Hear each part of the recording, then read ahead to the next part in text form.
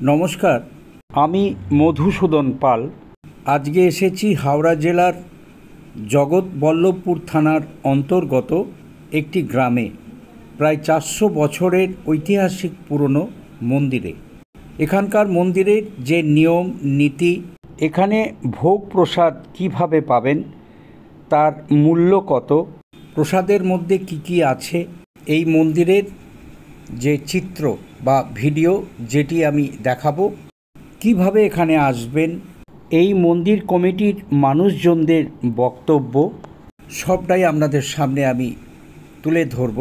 এখানে দেবী মূর্তি নিম কাঠের তৈরি। আপনারা দেখতে থাকুন, আশা করি ভালো লাগবে। আপনারা দেখছেন নিজবালিয়া শ্রী শ্রী সিংহবাহিনী মাতার মন্দির। এখানে আমরা কিভাবে এলাম একটু দেখাই।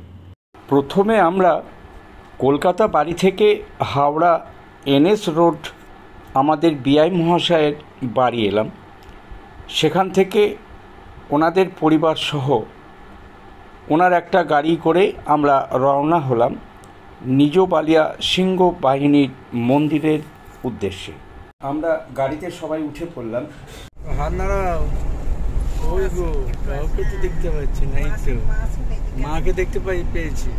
ওই বুড়ো, আরে মুখটা বার কর। যাই হোক বন্ধুরা, আমরা একটা গাড়ি করে নিজবালিয়া সিংহবাহিনী মন্দিরের উদ্দেশ্যে রওনা দিলাম। আমরা সাথে আছি বিআই, বিয়ান এবং ছেলে এবং ওনার মা, মানে আমারও মা এবং আমার মিসেস। আমরা নেতাজি সুভাষ রোড ছেড়ে ডাক্তার ভোলানাথ চক্রবর্তী রোড হয়ে মাকড়দহ রোড ধরে আমরা পৌঁছে গেলাম ডোমজুর। আমাদের ড্রাইভার সাহেব দেখছি খোশ মেজাজে খুব স্পিডে গাড়ি চালাচ্ছে। আমি বললাম, না না, বেশি জোরে গাড়ি চালিও না। ড্রাইভার সাহেবের নাম কি গো? হ্যাঁ, জয়সি।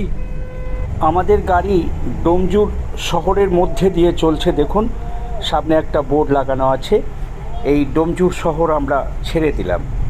আমরা বরগাছিয়া শহর বা বাজার এলাকায় পৌঁছে গেলাম।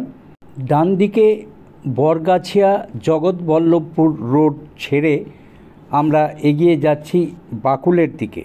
আমরা বাকুল ছেড়ে আমাদের গাড়ি হাওড়া মুন্সিরহাট আমতার রোড দিয়ে চলছে। কিছুক্ষণের মধ্যে বাঁ দিকে পাতিহাল গড়বালিয়া খাদারঘাট সিদ্ধেশ্বরী রোড ধরব। বলতে বলতে মুন্সিরহাটের রোড ছেড়ে আমরা ওই যে বাঁ দিকে পাতিহাল যাবার রাস্তা ধরে ফেললাম। একটুখানি গেলেই বাঁ দিকে হচ্ছে পাতিহাল রেল স্টেশন। সেটিও আপনাদেরকে আমি দেখাবার চেষ্টা করছি। একটু লক্ষ্য করে দেখুন, এই যে বাঁ দিকটা আমি একটু ঘুরিয়ে দেখাবার চেষ্টা করছি। দেখুন, এই বাঁ দিকটা হচ্ছে পাতিহাল রেল স্টেশন। এই যে দেখুন বন্ধুরা, ওই যে সামনে দেখা যাচ্ছে প্ল্যাটফর্ম, এটি হচ্ছে পাতিহাল রেল স্টেশন। এই স্টেশন ছেড়ে দিলাম। এই বাঁ দিকে অটো ফটোগুলো লেগে আছে। যারা ট্রেনে আসবে এখান থেকে অটো ধরে পাতিহাল আমরা যেখানে যাব, ওই নিজবালিয়া সিংহবাহিনী মন্দির, এই অটো ধরে এই রাস্তাতে যাওয়া যাবে। এই Patihal rail station level crossing থেকে পঞ্চবটি তলা পর্যন্ত 15 টাকা প্রতিজন ভাড়া পড়বে। 3.5-4 কিলোমিটার মতো রাস্তা। যেতে যেতে হাওড়া থেকে আমতাগামী ট্রেনের সময়সূচিটা একটু আপনাদের জানিয়ে দিই। হাওড়া থেকে প্রথম ট্রেন পাবেন 4:55 সকালবেলা, এরপরে 5:55, তারপরে 8:35, তারপরে 11:05। বিকেলের দিকে আপনি পাবেন দুপুরের পর 4:12, 5:47, 7:02 PM, 8:37 PM। তো কলকাতা ফেরার জন্য এই ট্রেনগুলো যথেষ্ট। হাওড়া থেকে পাতিহাল রেল স্টেশনের দূরত্ব হচ্ছে 34 কিলোমিটার, আর ট্রেনের সময় লাগে 1 ঘন্টা 13 মিনিট। হয়তো একটু লেট ফেট হলে আর 2-10 মিনিট বেশি লাগতে পারে। আমরা প্রায় চলে এসেছি পঞ্চবটিতলা মোড়। এখান থেকে আমরা বাঁ দিকে ঢুকব। খাদারঘাট সিদ্ধেশ্বরী রোড ছেড়ে বাঁ দিকে ঢুকে যাচ্ছি। দেখুন, একদম কর্নারে একটা মিষ্টির দোকান আছে, যে মিষ্টির দোকানের নামটা হচ্ছে সিংহবাহিনী মিষ্টান্ন ভাণ্ডার। ঠিক বাঁ দিকে আরেকটা রাস্তা ঢুকে গেছে, আমরা সেই রাস্তা গাড়ি করে যাচ্ছি। এই রাস্তাটার নাম হচ্ছে বটগাছিয়া বেলে রোড। বাঁ দিকে আমাদের গাড়িটা টার্ন নিল। ওই যে দেখা যাচ্ছে দেখুন পাতিহাল গ্রাম পঞ্চায়েত কার্যালয়, ঠিক এর উল্টো দিকেই হচ্ছে সিংহবাহিনীর মন্দির। মেঘ না চাইতেই বৃষ্টি। আমাদের ঢোকার আগেই আমাদের মামাবাবু দেখুন সামনে চলে এসেছেন। আমরা পৌঁছে গেলাম সেই প্রতীক্ষিত মন্দিরের সামনে। সেই ছবি আপনারা দেখতে পাচ্ছেন। যাই হোক বন্ধুরা, সামনে দেখুন শ্রী শ্রী সিংহবাহিনী মাতার মন্দির। উপরে দুটো সিংহ দ্বার রক্ষক হিসেবে দাঁড়িয়ে আছেন। মাঝখানে দেখতে পাচ্ছি একটা ঘড়ি। যাই হোক, ঠিক এর ডান দিকটা হচ্ছে মন্দির মতো দেখতে, কিন্তু এর নাম হচ্ছে দোল মঞ্চ। যাই হোক, এই হচ্ছে তার প্রতিচ্ছবি।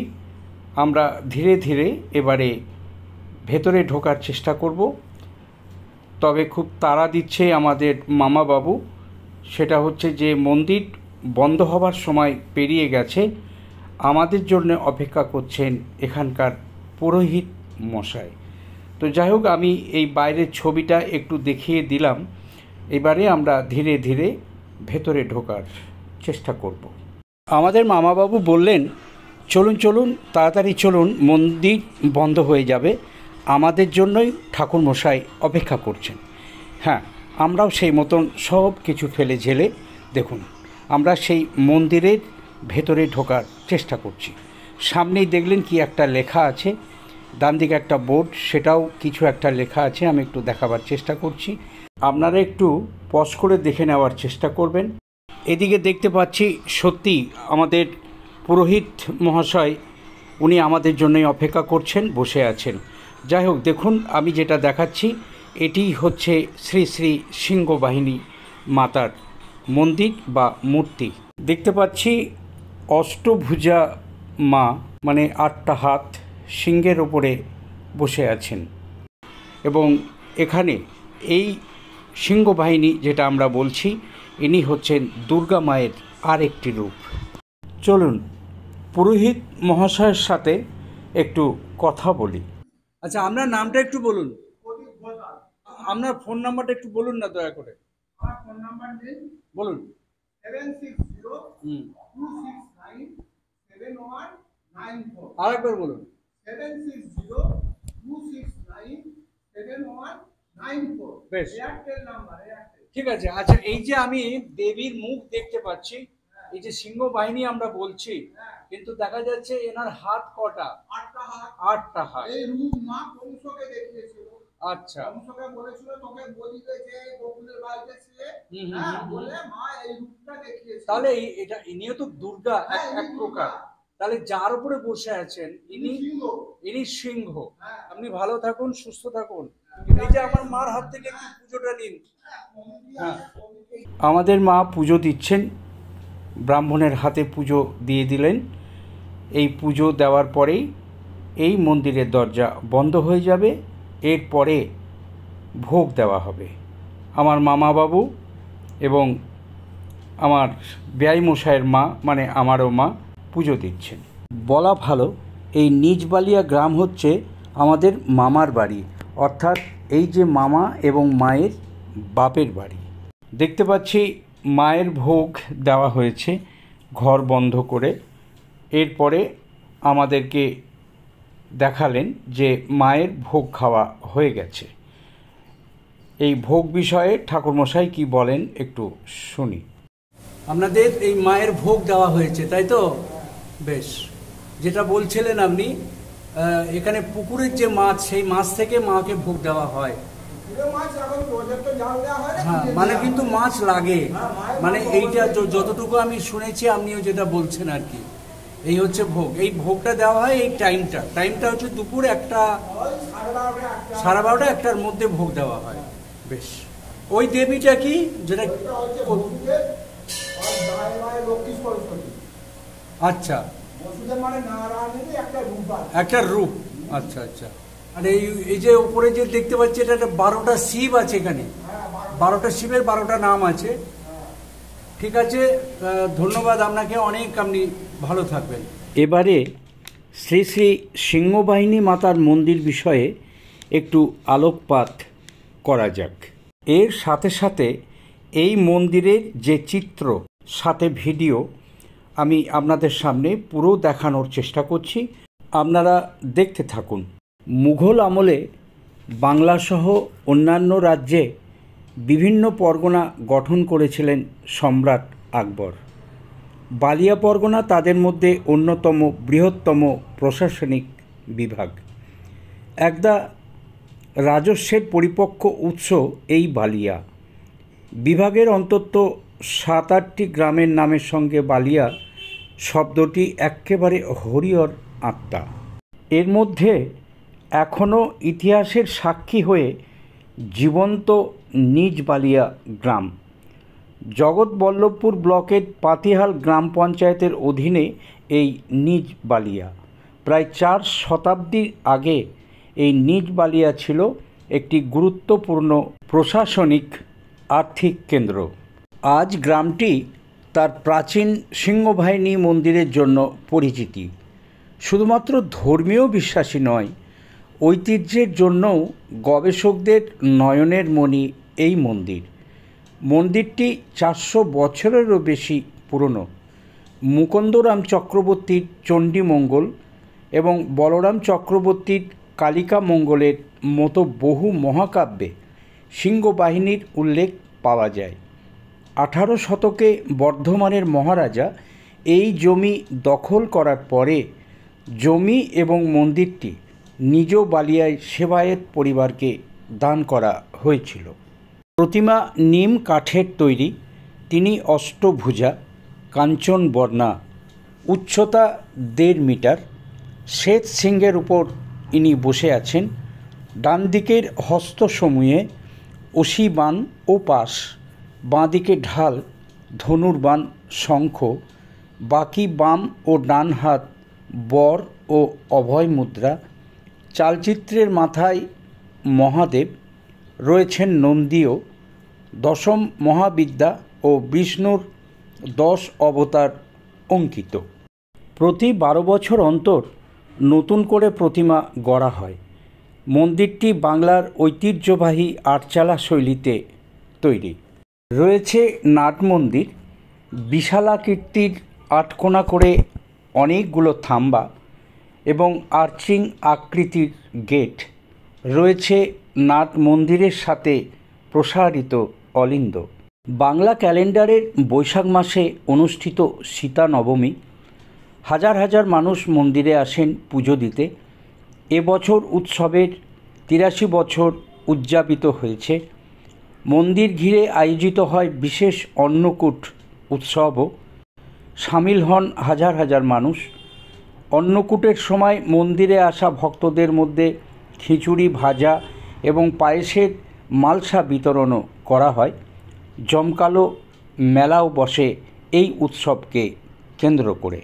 নাট মন্দিরে ঢুকতেই সামনে উপরে দেখুন চোখে পড়বে 4 কোণা ফ্রেম করে একটি 4 পংক্তির লিপি, যেখানে লেখা রয়েছে শ্রী রামনারায়ণ মারিক, সাং, কলিকাতা, শকাব্দা 1712 সন, 1197 সাল, মাস অগ্রহায়ণ।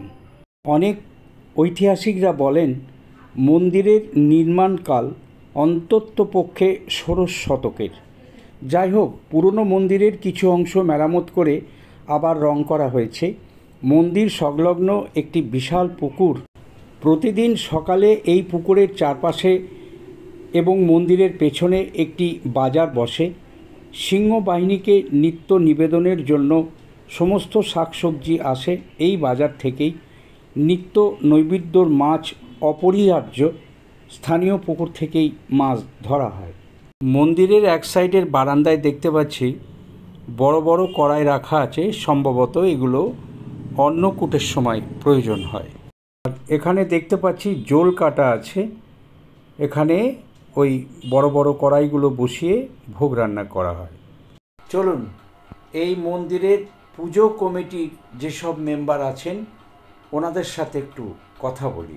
আমি এসে পৌঁছেছি দেখুন একটা বিখ্যাত মন্দির, বহু প্রাচীন, শুনেছি সেটাই যে কমিটির লোকজন যারা আছেন এই নিজ বালিয়া, এটা বোধহয় জগৎবল্লভপুর থানা এরিয়া বা অন্তর্গত বলবো, এই মন্দিরে আমি এসে পৌঁছেছি।